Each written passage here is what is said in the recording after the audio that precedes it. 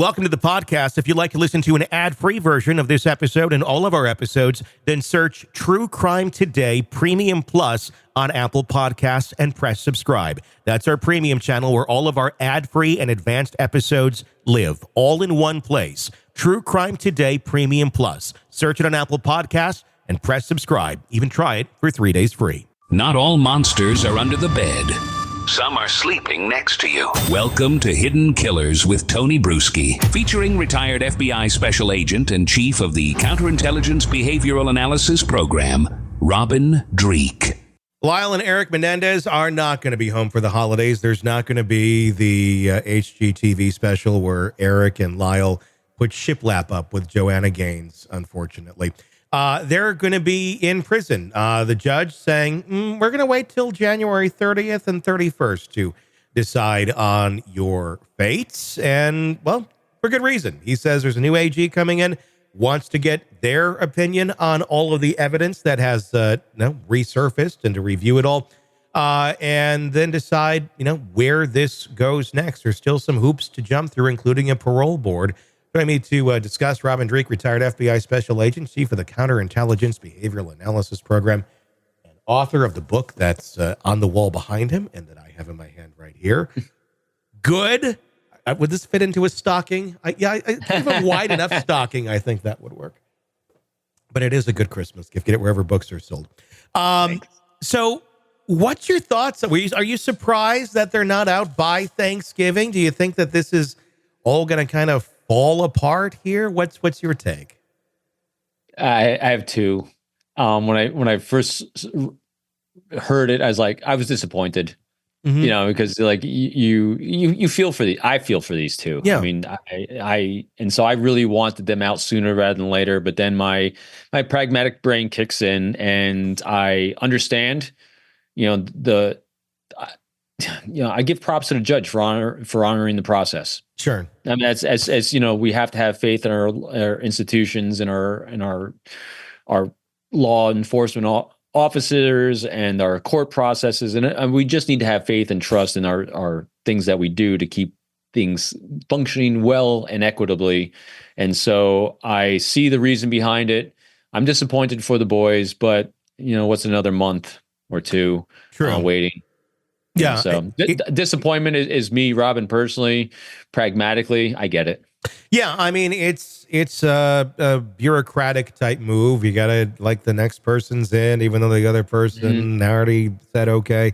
So yeah, it's a lot to go through. There's the new evidence, of course, that they're going to take a look at. That letter from Eric Menendez to a cousin written months before the murders, talking about the fear of their father. You have the Menudo individual, Roy Rosolio, who's come out, and there's also been other members of Menudo who have hinted that they'd be willing to talk as well. So it's a pretty, I think, safe assumption that Jose Menendez was not a great father, at the very least. Very likely abusive and very likely sexually abusive. And when you have that, this is what you get. I know a lot of people are pointing back to, well, Eric and Lyle, they were on a criminal spree leading up to these sort of things happening. A lot of burglaries that were taking place from kids who had pretty much everything. But then you got to take a look back at that too and go, well, why are they acting out this way? Maybe they're being abused a lot at home, and then they're acting out, and that may have been what led to some of that behavior. Again, it's all, from many, many years ago, 30 some years ago. It's hard to put all that into context and say this is the motive or that was not the motive.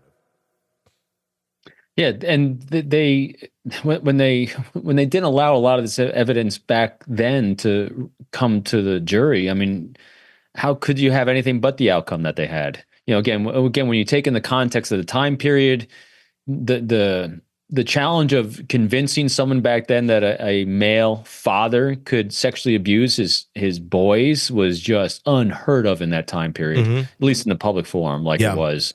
And then when you put on top of it how they accentuated their behavior after it, that it just looked on a spending spree and they're just spoiled brat kids. I mean, that's literally how they're painted. I didn't even pay too much attention to this case back then, but I knew of it. And I'm just recalling that memory I just have isn't from what I read now. It's actually my memory from back then, because that's exactly how the press had covered it back then. So it's a lot to overcome. Yeah, I mean, it was one of those cases where at the time they looked at it as, there were a group of people that other people would like to poke at and go, oh, they're entitled, and if you have money, you got it the wrong way or bad. There's just a lot of that attitude that's out there, and I think that people felt good in a way of villainizing these two and never hearing their story accurately. But we were in a time and place too where, that wasn't talked about, and I mean that in itself is fascinating to me when we look back, because it's not ancient history. I mean, this is 30-ish years ago. To the fact that we've gone from that far of like people weren't even accepting that that's a possibility or a thing to like, it's pretty widespread. This sort of stuff has happened and has always happened. Why do you think that is? As a behavioralist, why have we had such a shift in society to be more understanding and accepting of these sort of things and the consequences than we did just a short time ago? We do this all the time. As a species, this is what we do. Mm-hmm. The pendulum is always swinging. It never stops. Yeah. We go from one awareness to the other. We think we're at center right now, but in 10, 20, 30 years, people are going to look back at now and say, oh, wow, it was way over here. And because what happens is when things get so extreme, people have outrage, they fight back, and they recenter, and they think they're bringing that pendulum back to center. But then because people are so cautious, they'll swing back the other way. Mm-hmm. So think about this time period that we're talking about now. And this was a time period where being openly gay was lambasted by mainstream media. Yeah. I mean, people were losing their jobs if they came out as gay. This is the time period right before Don't Ask, Don't Tell in the military by Clinton, a Democrat. Yeah. And so, and even just think about this. So, that's even minor compared to the fact that not too long before that, let's see, 39 to 40. Mm-hmm. This was the 1980s. So 40 years prior to this, you had entire religions called Judaism being wiped out off the face of the planet because of that pendulum swing. Yeah. And what happened there? It swung back the other way. So you had entire nations that were anti-Jewish wiping people out. Then it swung back again. It swings back again. So what we do as a species, we're constantly doing this. Yeah. And it's very hard for us to realize that you cannot really assess how effective or good we're being at our own behavior as a nation state, as counties, communities, and towards our fellow human beings in a 10 or 20 or 30 or 40 year period. You really got to look at us at hundreds and thousands of years blocks, because it's a little more effective. So it's not just being a behaviorist, it's understanding anthropology and our evolution. Yeah. It's then taking looks at us as a species in generally at least 100-year blocks. Matter of fact, historians will even tell you cannot historically accurately look back at an event unless you got 100-year separation at least. Mm-hmm. So it's so even this time period, just looking back to what happened then, give it another 40 years, and I think it will be even more accurate at assessing what happened. Enlightenment in terms of social acceptance and norms doesn't happen in 10, 20 years. That's a much longer thing. And that's where you have the swing back and forth, and eventually it settles itself out. But by the time it settles itself out, everybody who's involved in those cases are dead, because that's how long it takes. Because again, and it's also different places in the world, because every culture, I mean, just look at around our world right now. The United States is extremely open and accepting of different lifestyles, genders, orientations, LGBTQ, all that, compared to some nations in our world right now. Yeah.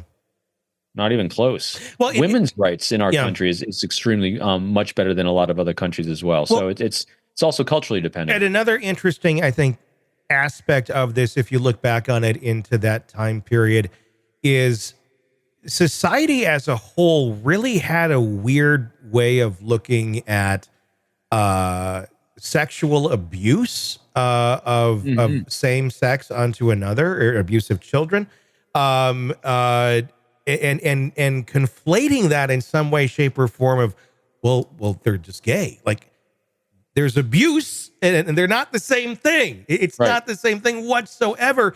But at that point in time, I don't know what society would have said was worse. You know, the way that people had viewed things at that moment in time. It is fascinating, you know, when you look at generationally, how the generationally perceives himself as well. So I'm an Xer, so I was raised by boomers, and boomers are generally, and then traditionalists before them. It was all about maintaining a facade, an outside facade that we, you know, it's the Wally Cleaver, you know, household, you know, like it looked a certain way. Everyone's wearing the ties. And I mean, there's always a perception of what you need to project to the rest of the world of what the media at the time. Again, I think it's really easier to kind of look at what the media said was acceptable, because that's what everyone does. Is everyone's always looking to the media, because we are, as a species, we suffer what I call the cult of comparison and the disease of more. Yeah. And so the comparison thing is really key and critical, because whatever the media puts out is what the norm should be, is what people conform to. And so the media at the time, if they're going to say negative things, or the TV shows are portraying what the regular people should aspire to look like, anything that deviated from what they were saying was normal was disregarded, not regarded at all. And so you look at the TV shows at the time that were put out. You had Happy Days, you had Laverne and Shirley, you had Gilligan's Island. I mean, you had some goofy stuff. You had then Dallas, you had 90210. I mean, so you look at historically some of these things. What kind of diversity was in these shows? Because remember, I keep going back to Ellen on this one. Ellen DeGeneres had her show back then, hugely popular sitcom she had. All of a sudden, she decides to come out as openly gay. Canceled. Yeah, I remember that. Yeah. Can you imagine that now? No. No. I mean, it's amazing how much that can change in such a short period of time.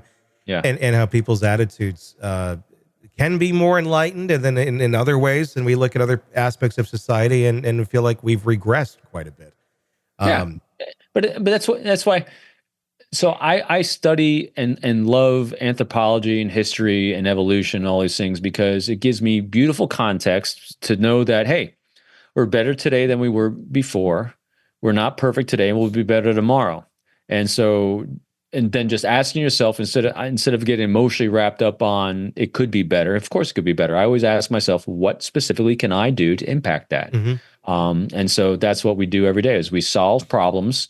And we solve problems by asking pragmatically, what can I do to rectify this? This is a right, this is a wrong. What are we going to do about it? And again, I don't want to paint the picture that I think we got it all right in our country. Absolutely not. Yeah. But if you're looking for data, again, you'll find the data you're looking for. Always know this. There's not a place on this planet that's got it all right. There's not a place on the planet that's got it all wrong. Yeah. There's aspects of greatness and there's aspects of bad.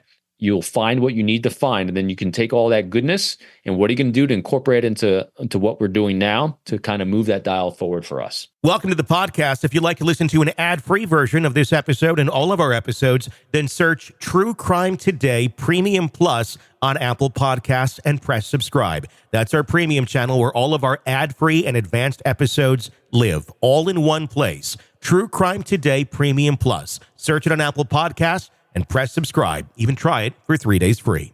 Let's be honest. Nothing kills the thrill of a good murder mystery like a commercial for laundry detergent. It's like someone slapping a closed sign on your favorite dive bar. But you're not here for that, are you? You're here for the good stuff. So ditch the ads and upgrade to True Crime Today Premium Plus on Apple Podcasts. With True Crime Today Premium Plus, you get your crime straight. No chaser.